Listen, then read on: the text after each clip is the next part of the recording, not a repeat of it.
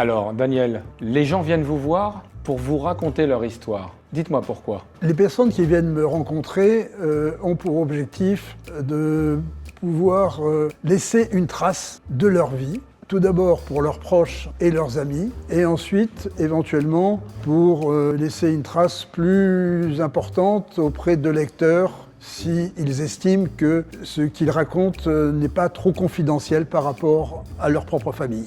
Quel genre d'histoire on vous raconte? La plupart de mes clients veulent raconter l'histoire de leur vie familiale, comment ça s'est passé, mais en même temps leur vie professionnelle. Alors selon les personnes, il y en a qui accentuent l'aspect familial pour vraiment raconter ce qui s'est passé, comment ça s'est passé comme témoignage et en même temps donner des conseils, ou d'autres préfèrent, à côté de la vie familiale qu'ils ont eue, raconter beaucoup plus leur vie professionnelle et comment ils ont eu du succès dans cette vie-là. Et vous, comment vous les accompagnez en cela? Alors, il y a deux possibilités dans ce cas-là.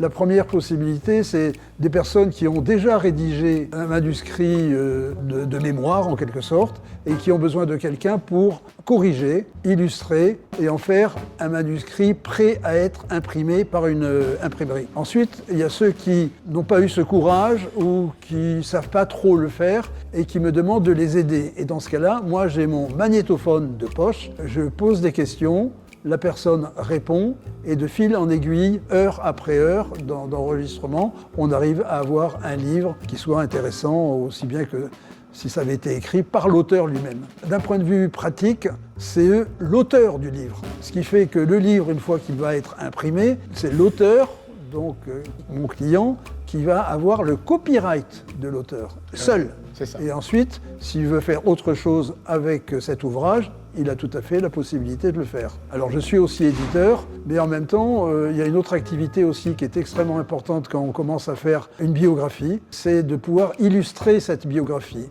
Et là, moi, je collecte avec l'auteur des photos, des documents, des cartes, etc.